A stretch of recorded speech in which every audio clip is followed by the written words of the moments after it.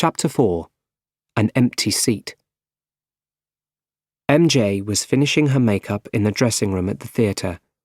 She looked at herself in the mirror. "Will he come?" she thought. A man's face appeared at the dressing room door. 5 minutes! 5 minutes! he called. Then he was gone. Peter was on his bike, and he was nearly at the theatre. Suddenly, a big car drove up behind him very fast. "Jump up!" his spider sense told him. Peter jumped high above the car.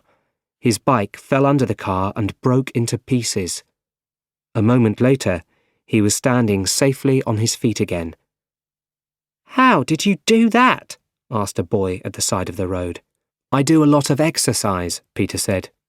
"And I eat my green vegetables." "My mother always says that," said the boy. "I just never believed her." The big car was driving very fast up the road now. A gunman was shooting out of the back of the car at the police. "Why can't I have just one night off?" thought Peter. Suddenly, 2 police cars crashed into each other. One of the cars flew up high above some people. They cried out as the car fell towards them. But then it stopped still. It didn't hit the people. Everyone looked at the car above them. Something was holding the car there. "It's a web," said a woman. Suddenly, something blue and red swung over their heads. "Go, Spidey, go!" the woman shouted. The men in the big car saw him. They both started shooting at Spiderman. Peter was really angry. He wanted to be at the theatre. He jumped onto the back of the car.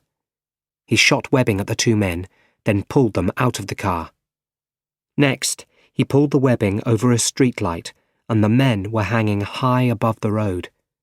Peter jumped into the driver's seat and drove the car to the theatre.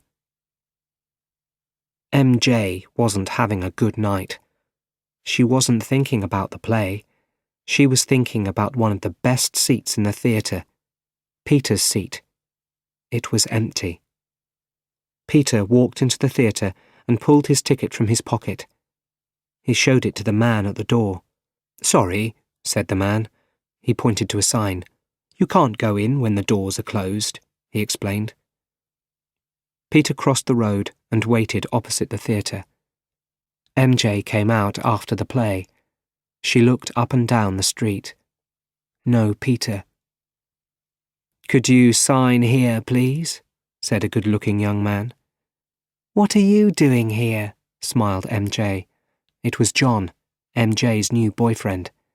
He put his arms around her and they kissed. A police car drove by fast, then another and another. "Are you hungry?" John asked. "Yes," smiled MJ. "Very." On the other side of the road, Peter watched sadly as MJ and John hurried away. Then he remembered the police cars. "Why do I always have to rescue people from fires and criminals?" he thought.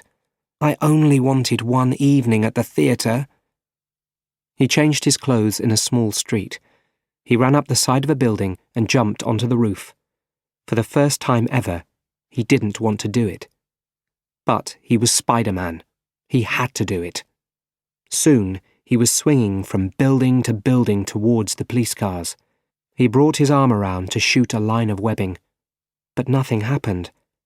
Spiderman was high above the street with no webbing.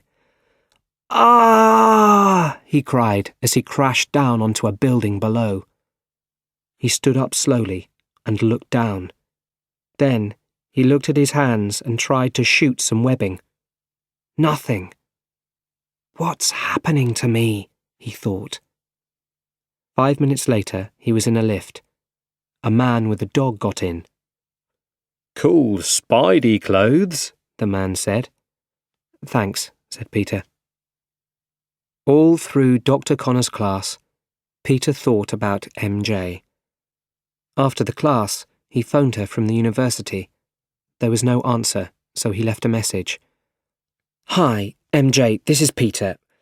I was on my way to your show, and, well, I was on my bike. Are you there? I've been thinking about it all day and... Click. The phone cut off. Peter didn't have any more money, but he continued. I want to tell you the truth, he said. Here it is.